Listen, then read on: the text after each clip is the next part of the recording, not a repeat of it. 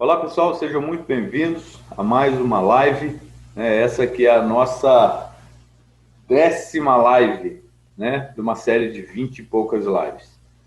Bem, então, só para a gente começar falando, quem não assistiu as outras, é interessante que você assista, né, porque é uma sequência, é como uma engrenagem para você entender, e a ideia dessas lives é preparar o pessoal que vai assistir a Semana da Doma Racional. Então, já fica aqui o convite também, no dia 26 de janeiro começa a Semana da Doma Racional, e a gente fez isso exatamente para poder, o pessoal que vai participar da Semana Nacional, da Semana da Doma Racional, que possa chegar com mais informações, com um pouquinho mais de conteúdo, para que você não fique perdido, né? E que você possa aproveitar mais a Semana da Doma Racional. Então, eu vou citar aqui rapidinho quais foram as outras lives, para você ficar sabendo, para você que não assistiu, né? Ir lá e assistir. Então, a primeira foi: qualquer pessoa pode domar? Né? Então, a gente falou em relação às pessoas que têm essa vontade de domar, né? Sobre gênero, sobre idade, sobre condicionamento físico. Tá? Então, assiste lá que foi bem bacana. A segunda é quando começa a doma.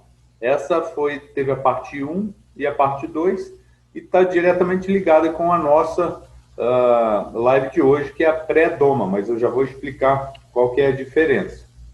Tá? A live 4, a gente comentando se a doma racional é rápida.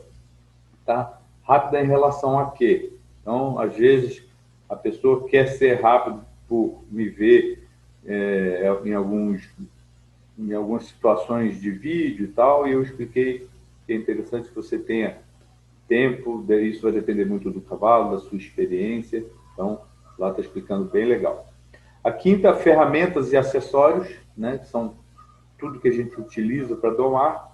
E a sexta, o redondel e embarcador, que também não deixa de ser o redondel, né, eu costumo falar que é uma ferramenta, uma das mais importantes ferramentas para a gente tomar. E embarcador explicando algumas situações assim, medidas de embarcador para você que está começando um center quest, está começando a viver disso, que for fazer, você já ter essas dicas. Depois, a gente falou de psicologia, comportamento e natureza, na sétima, falando sobre os sentidos dos cavalos, né? Então, visão, audição, todos os sentidos. Tato, muito importante na situação de doma. Na oitava, também falamos sobre comportamento, falamos um pouco sobre dominância, né? A diferença do que é um cavalo dominante e do que é o que diz um cavalo mau, um cavalo de índole ruim, que eu não acredito que seja. Eu acredito que ele seja dominante. A nona, a gente falou sobre idade ideal para domar, e hoje a gente vai falar de pré-doma, só que a pré-doma que a gente cita aqui, que a gente vai citar hoje, está diretamente relacionada àquela situação que o cavalo chega chucro para você na idade de montar, né? Na idade da doma de cima. Então, você não teve a oportunidade de ter contato com ele quando ele era potro, né? Ele que normalmente acontece comigo nos cursos de doma. Você chega lá no curso de doma e descarrega a tropa, e aí, se é uma tropa que nunca viu cabresto, a gente vai ter aí que ter alguns cuidados, né? Primeiro, a gente tem que se fazer duas perguntas. A primeira é: você tem tempo ou não tem tempo, né? Assim, de você fazer essa pré-doma. Então, como eu digo, quando acontece comigo em curso, normalmente o curso aí é de 3 a 5 dias, e aí a gente não tem muito tempo de fazer todo esse trabalho que seria interessante para você que, de repente... Então, vamos lá. Você tem tempo. Ele chegou na sua casa, você vai domar, e você não tem que cumprir ali aqueles 3, 5 dias de curso. O que fazer, né? E outra pergunta a se fazer é: eu tenho experiência ou não tenho experiência? Porque eu já tive situações, pessoal, de de cavalos que chegaram no curso, assim, muito chucros, né? Eu tive uma experiência uns 2, 3 anos atrás, no Mato Grosso, que era uma apresentação, né? Não era um curso, era uma apresentação de 1h30, uma apresentação, inclusive, falando sobre uma apresentação motivacional para líderes, né? E chegou um cavalo lá de uns 10, 12 anos, mestiço árabe com pantaneiro, e muito bravo, muito, muito, muito, muito bravo. Para vocês terem ideia, ele me pôs para fora do redondel. Tive que sair correndo dele. E voltei e tal. Quer dizer, um cavalo desse, é importante que você tenha mais tempo para que você possa trabalhar, né? Então, assim, no dia eu tive que usar de contenções, né, de bloqueios, como a gente usa com o ar, né? Tive que pedir ajuda ao pessoal da fazenda que trabalhava lá, porque sozinho eu não ia dar conta, né? Então isso é importante, a gente ter às vezes essa humildade de dizer que sozinho não iria me machucar, né? Então a gente colocou um cabresto nele num brete de contenção e usou ali o bloqueio no pé para poder fazer a primeira aproximação. Usei bastante stick nele, né? Stick com a sacolinha na ponta, para tentar desensibilizar, mas o tempo inteiro ele queria atacar. Fiquei ali mais ou menos umas 1h30, 2 horas, para conseguir tocar nele a primeira vez, né? Mas se não fosse a ajuda da corda chata, provavelmente eu não teria tocado, e muito pelo contrário, ele teria me atacado e me machucado. Mas aí, né, conseguimos, o pessoal da fazenda era um pessoal bom, firme, né, conseguiram fazer a contenção ali na corda, e aí eu fui me aproximando, aí o cavalo foi se acalmando, deixou eu tocar, fiz todo aquele processo de dessensibilização, consegui montar e fiquei em pé em cima dele, desci e soltei. Não fiz mais nada, não dava para fazer mais nada. Foi realmente uma sessão muito tensa.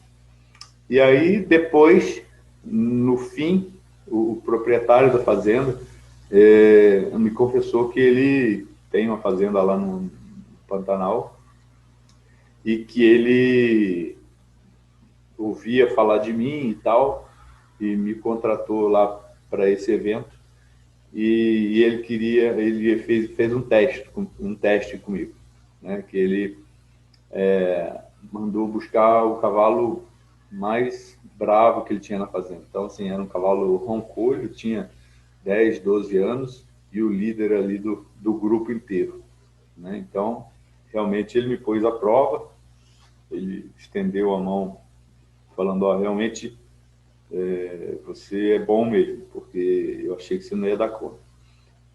Mas o que eu falei para ele? Olha, né, obrigado, mas o senhor poderia ter acabado com o seu evento, porque se esse cavalo me ataca, vocês iam ter que chamar a ambulância, me levar para a cidade, era uma fazenda distante da cidade, né?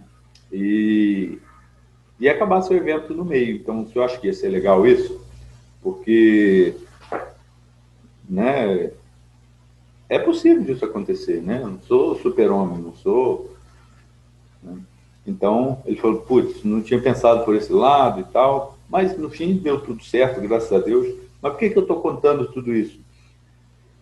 Porque já aconteceram algumas vezes, não foi a primeira, e acredito que não vai ser a última, mas hoje o pessoal tem tido um pouco mais de consciência, principalmente em avisar, né? Falar, cuidado, esse cavalo é assim, assado, né? Aquela história da gente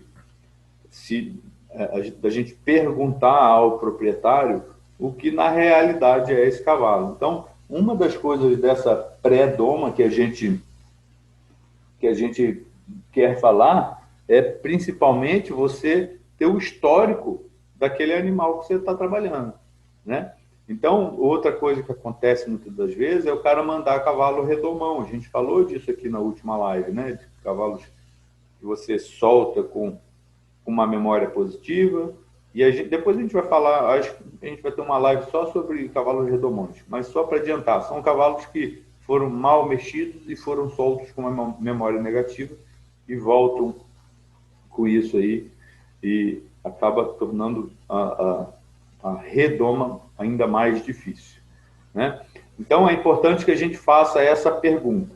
Muito bem, aí vamos dizer que você fez o curso, você iniciou agora, ou você já está aí há algum tempo trabalhando, e chega um cavalo desse tipo para você, que, assim, às vezes ele nunca viu gente, às vezes ele é mais velho, às vezes ele tem uma dominância maior por ser mais velho ou por ter já cobrido egos e tal.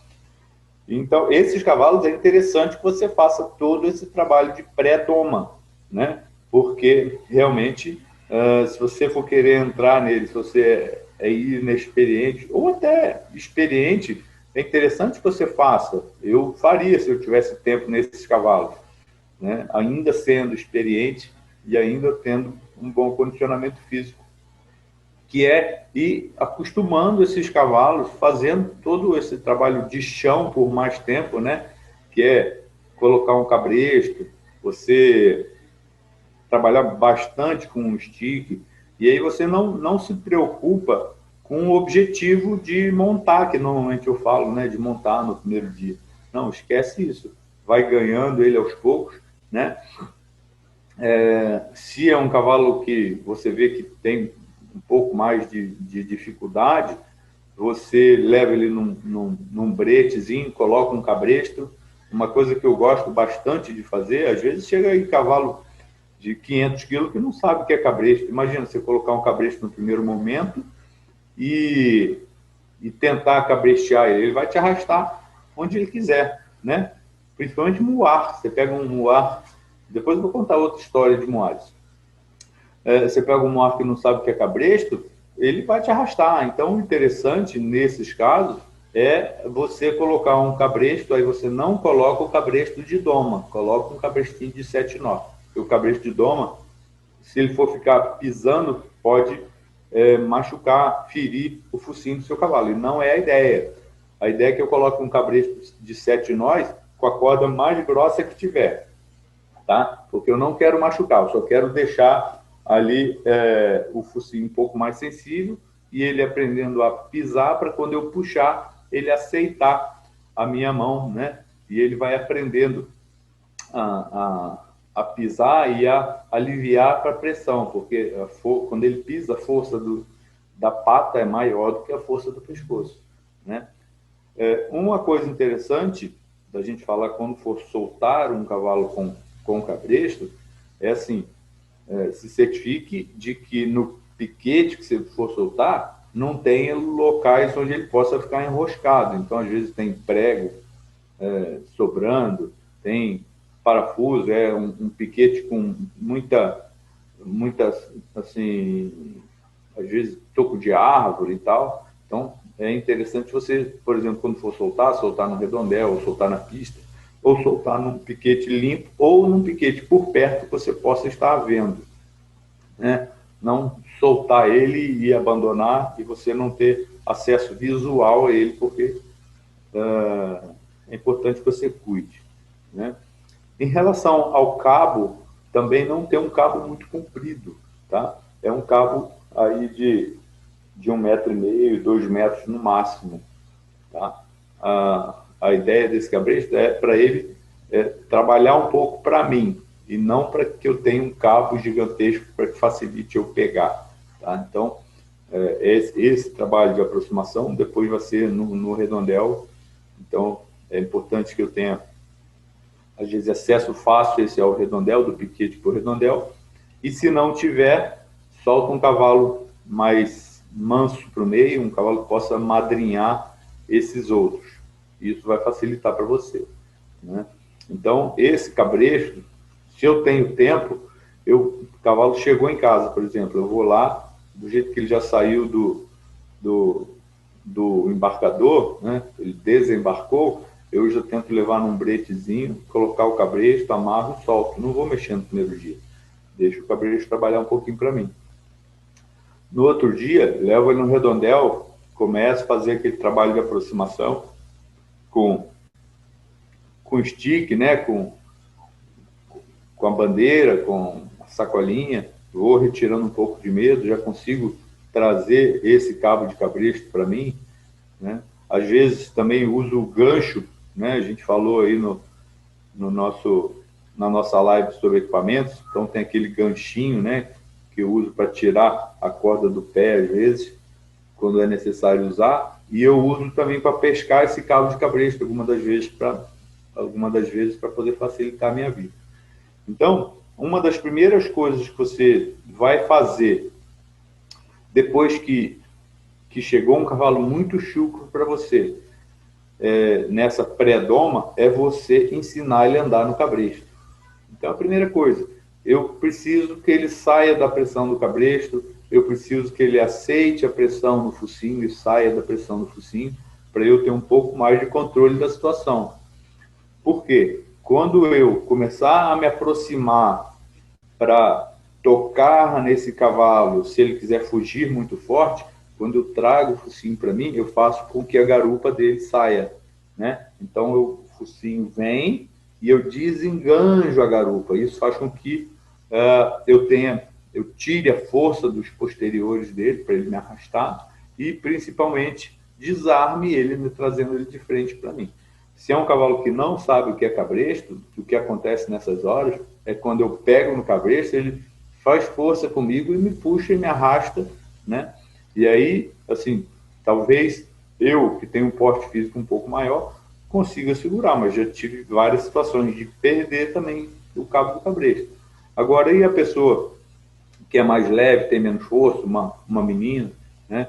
Então é importante você fazer esse trabalho de guia no redondel, com cabresto, para um lado, para o outro, puxa, passa o stick, né? Ganha primeiro essa situação de cabresto. Principalmente a ação de nuca, né? Ele aprender a sair da pressão da nuca, que isso vai te facilitar. E vai te facilitar também na hora de você montar, porque se de baixo você não tiver controle, de cima, então, muito pior. Então, tudo bem que quando você for montar a primeira vez, você vai montar no redondel, é uma área restrita, né? Não tem cantos, você vai montar e ele vai ficar ali, não vai sair disparado com você. Mas se ele tem ainda alguma sensibilidade, você não conseguiu dessensibilizar todas as cócegas dele, provavelmente ele pule com você também, né? Então, para você conseguir tirar, você dessensibilizar, né, essas cócegas, esse tato hipersensível, lembra que a gente falou nesse tema aí na nossa live? Você retirar esse tato hipersensível, você precisa primeiro retirar o medo, né? Para retirar o medo, eu preciso ter essa aproximação e consigo ter controle desse focinho, tá? Então, isso vão ter processos, dependendo do cavalo, que você pode levar semanas. Não tem problema. Se você tem tempo para isso, tá tudo certo, né? Principalmente se for um cavalo muito dominante, tá? Então, você começa a apresentar situações para ele, né? Aquela sacolinha que antes era menor pode ser um pouco maior. Você pode fazer, depois que ele aceitou tudo, você pode fazer algum trabalho de chão com ele, né? De flexionamento de chão também, antes de você montar. E a outra pergunta interessante, assim, eu tenho alguém para me ajudar, né? Se for um moar, por exemplo, eu tenho alguém que possa bloquear o pé, né? Então, eu falei que ia contar a história dos moares. Uma vez eu fui dar um curso no Paraguai, e na fronteira ali do Brasil com o Paraguai, mas a fazenda era no Paraguai. No primeiro dia, eu falei, tá bom, vamos trazer os cavalos, vão domar. E aí chegaram algumas mulas, E aí você via que assim nunca tinha sido nem cortada a crina, aquela crina para um lado para o outro, tudo espalhada, as mulas realmente muito chucras. Elas praticamente não tinham contato com o ser humano. Assim, eles falaram lá que a única vez que elas tiveram contato foi num brete para tomar ali, sei lá, um, um, ser passado um veneno para carrapato ou para tomar um vermífugo. Mas realmente eram muito chucros. E aí o que aconteceu? Que tinha um brete de contenção num curral de bovinos, e aí no fim do brete, a mula do jeito que veio, tinha as 4, 5 mulas, todas elas já pularam o brete. Pularam de frente, ficaram meio pendurados, caíram para o outro lado, e aquelas zoeiras sumiram no mundo de novo. Tivemos que buscar as mulas. E eu falei, nossa, essa aí vai ser pedreira, né? Então buscamos as mulas novamente, do jeito que elas chegaram ali no brete de contenção, a gente já chegou meio por cima para poder fazer com que elas não pulassem, né? Que elas desencorajar elas a pular, e já passamos uma corda, travamos, colocamos cabresto. E só que assim, era um curso, na época era um curso de 5 dias, a gente não teve muito tempo para fazer todo esse processo. Só que lá era assim, tinha só peão de fazenda. Então era peãozada firme, acostumada a lidar, acostumada na lida, né? Criava Nelore lá na fazenda, então assim, estavam acostumados no batidão. E aí a gente foi bloqueando com o pé, fomos trabalhando e tal, mas o bacana de falar é o seguinte, nesse caso, como elas eram muito chucras, elas não tinham nenhum tipo de trauma, né? Então elas eram a folha em branco que a gente fala. Então rapidamente a gente conseguiu conquistar, né? Mas isso, volto a falar, numa situação que a gente não tinha muito tempo para trabalhar, uma situação que eu estava ali capitaneando todo o processo com os alunos, e os alunos eram extremamente da lida, né? Já eram domadores e tal, e aí o que eu fiz foi agregar o meu sistema e algumas ferramentas para eles, que eles adoraram e seguiram trabalhando depois, né? Mas o relato normalmente desse pessoal que mulas com esse nível de chucrez, né, de chucreza, vamos dizer assim, eles levavam aí 1 mês para poder montar a primeira vez e às vezes não ficavam mulas de confiança. Tá? Então a ideia dessa live de hoje é falar para vocês que quando você tiver tempo, você possa fazer todo esse processo de chão, de pré-doma, para você diminuir o risco de erro e diminuir o risco de acidente, né? Acidentes tanto para você quanto para o seu animal, né? Porque quando, às vezes, você faz alguma coisa errada, que ele, de repente, se assusta e liga aí o instinto de preservação, normalmente, como são animais que não tiveram muito contato com o ser humano, eles realmente, quando ligam esse instinto de preservação, ligam bem forte, né? Então, eles podem se machucar e te machucar. Bem, outra coisa interessante da gente comentar nessa situação é de assim, o que fazer e o que não fazer. Então, imagina você chegar um cavalo para você que foi criado na larga e você chega e solta, chegou para você, você solta dentro de uma cocheira e você não tem uma cocheira tão segura, vamos dizer assim, né? Então, provavelmente ele vai quebrar sua cocheira toda, tá? O interessante, quando chega um animal assim para você, é que você solte ele já no redondel. Mas, se ele chegar sozinho, se for possível, é interessante que você solte aí um cavalo manso com ele, né? Tá, mas vem sempre as perguntas. Mas e se for um garanhãozinho, eles não vão brigar? Aí não dá, né? Então, isso é outra coisa. Você chegou um garanhãozinho, você soltar no piquete com outros animais. Provavelmente vai ter briga e pode ser que aconteça do dia seguinte você queira pegar ele para domar, ele está machucado, né? Então, isso também não é interessante. Então, para quem for domar cavalos assim, é interessante que você tenha uma estrutura que vai te ajudar, né? Então, assim, o legal, o que tem acontecido aqui em casa, nos cursos presenciais, né, é que normalmente vem uma tropa que foi criada junto. Então, normalmente aqui o curso é para 6 pessoas, então chegam 6 animais e a gente consegue soltá-los no piquete meio junto. No primeiro dia eu deixo ali meio na pista, né, porque é mais segura, tem um pouco mais de espaço para eles conhecerem. Então, isso é importante que você tenha esse cuidado também. Outro cuidado é relacionado à alimentação. Então, ele saiu do ambiente natural dele, está num ambiente estranho. Às vezes, é um animal que nunca comeu ração, então não vai dar ração para ele no primeiro momento, continua dando ali um. Tem cavalo que estranha até feno, que nunca viu feno, comeu só verde a vida inteira. Então, no começo, ele vai ficar meio arredio ali, não querendo comer, mas a hora que bate a fome, ele come, né? Agora, toma cuidado com a ração, porque se ele não sabe o que é isso, e você der uma quantidade muito grande, pode ser que você tenha aí algum tipo de problema de cólico. Então, sempre fazer uma adaptação nessa alimentação, tá? Começa aos pouquinhos, ele vai se acostumando, tá? Então, é interessante isso também.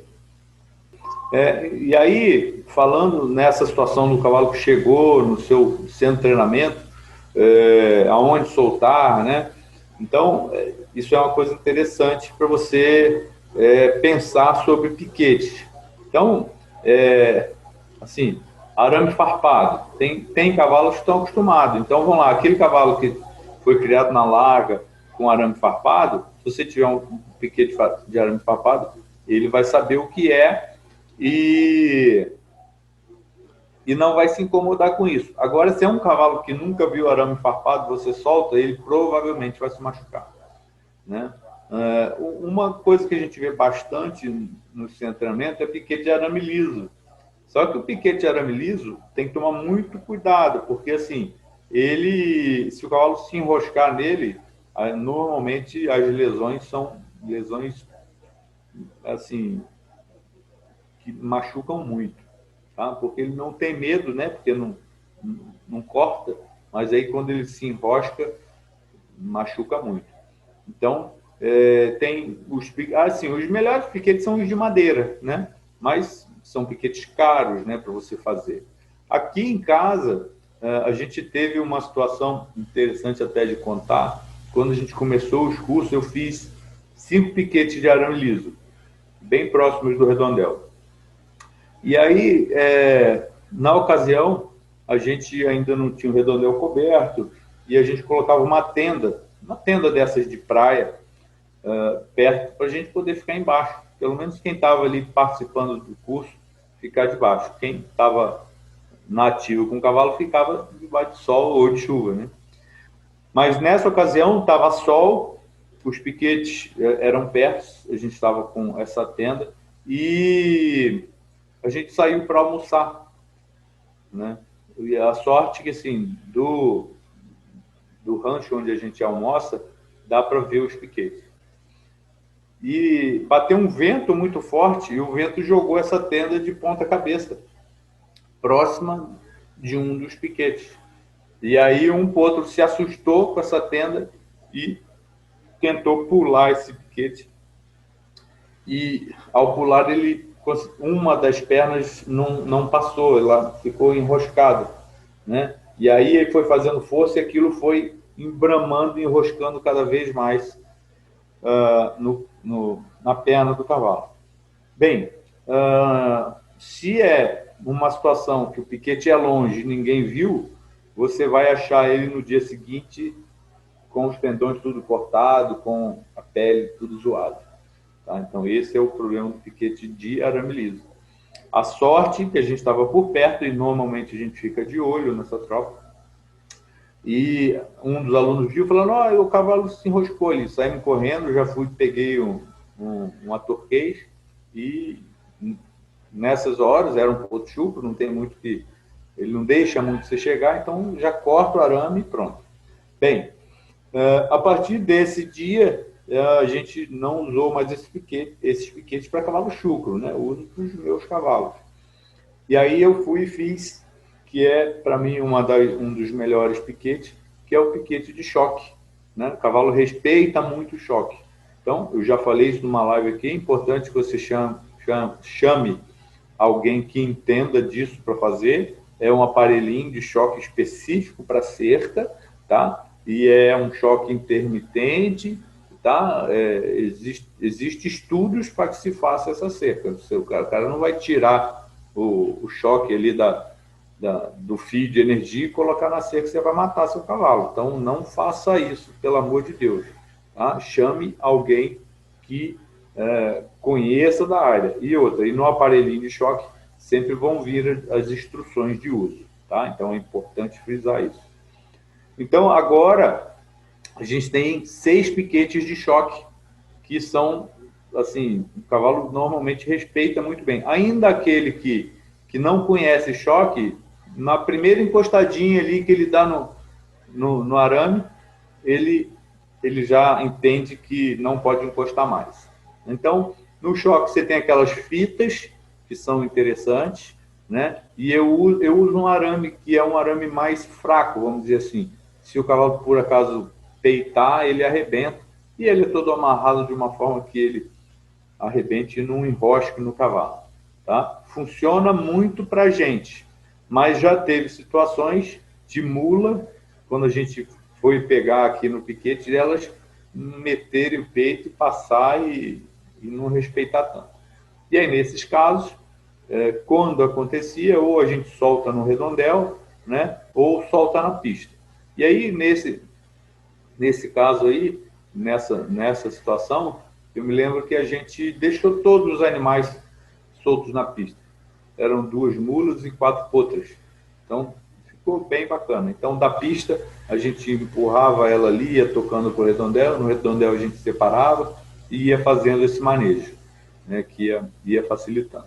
Então, é importante que você tenha, né, aí um piquetinho, seja mais reforçado, né, que você sinta segurança nele, ou no próprio redondel, ou uma cocheira. Outra coisa, quando a gente começou, eu tinha dessas cocheiras que não são de alvenaria, são de ferro. Cocheira que normalmente se coloca em exposição, em provas, né, para animais mansos. Então, eu já percebi também que não dá para botar potrada muito chucra ali. Então, eu uso para os meus bichos e, quando é necessário, a gente solta na cocheira de alvenaria. Então, é uma cocheira forte, de alvenaria, com uma porta bem bacana, inteiramente fechada, e que a gente pode soltar um cavalo. Uma vez veio um potrão, uma palusa aqui bem forte, bem daqueles bem garanhãozinho, a gente teve que tirar o meu garanhão e colocar ele. E o meu soltei no piquete, já está acostumado para essas situações. Então, é importante que você tenha também esse discernimento, essa observação, para que você consiga diminuir a probabilidade de acidente. Então, são situações que, às vezes, o cara que está começando, né? Então, vamos falar aí, o cara que fez o curso nosso, participou do curso inteiro, começou a mexer num cavalo aqui, no outro ali, mais manso, e de repente chega um cavalo nesse nível. Então, pare para pensar, primeiro organize tudo para a chegada desse animal, e ao chegar, faça todo esse trabalho de chão primeiro, de pré-doma, para que você possa obter sucesso aí nesse seu trabalho. Pessoal, então, por hoje era essa a mensagem que eu queria deixar. Queria agradecer vocês mais uma vez. E o nosso próximo... Vamos ver aqui. A nossa próxima live vai ser sobre medo e cócegas. A gente falar sobre os pontos vulneráveis, a forma de você diminuir essa situação de medo dos cavalos. Tá bom? Muito obrigado. Assista as anteriores e vamos para a próxima. Tá? Medo e cócegas. Muito obrigado pela presença de todos e Até a próxima. Grande abraço. Tamo junto. Valeu.